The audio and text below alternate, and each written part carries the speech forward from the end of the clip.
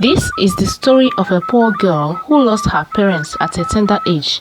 She was bullied by the villagers because of her ugly look, but one day she met a merman by the riverside and he transformed her into a beautiful woman. They both fell in love and got married after the merman changed to a man. Once upon a time, there lived a poor girl called Amaka. She lost her parents at a very tender age, and since then, she had been all alone in the world. The weight of her loneliness and the cruel tales from the villagers pressed down on her, suffocating her spirit. Her heart ached for a connection and acceptance in a place that had only shown her rejection. It was on a day much like any other that Amaka's life changed forever. As she made her way to the river to fetch water, she stumbled upon a strange sight. A merman emerging from the water. The sight of his indecent scales and mesmerizing eyes took her breath away, as he spoke to her in a voice that seemed to echo through her soul.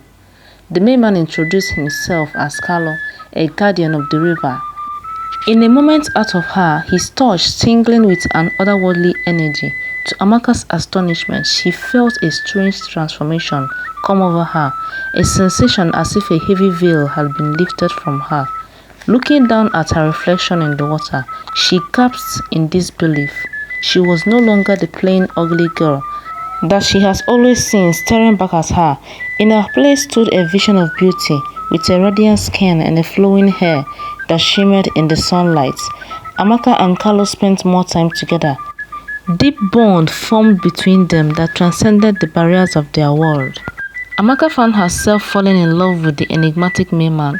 His presence brought light and warmth into her life, but their happiness was not to last, for there were forces in the village that were threatened by Amaka's newfound beauty and the love that bloomed between her and Carlo. The villagers, led by a cruel and jealous woman named Mala, watched Amaka with narrowed eyes and whispered words of malice. They resented the way she had transformed from an outcast into a figure of admiration and desire.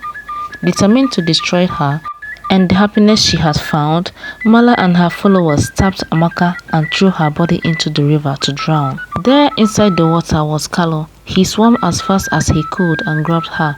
"No, Amaka, don't go," Carlo cried in anguish as his voice trembled with sorrow. Mermaids nearby watched in disbelief as he swam towards her and embraced her body, as if his touch would bring her back to life. But Amaka rested with her eyes and mouth closed. He carried her and took her to the guardian of afterlife, the only secret that would be able to save his love.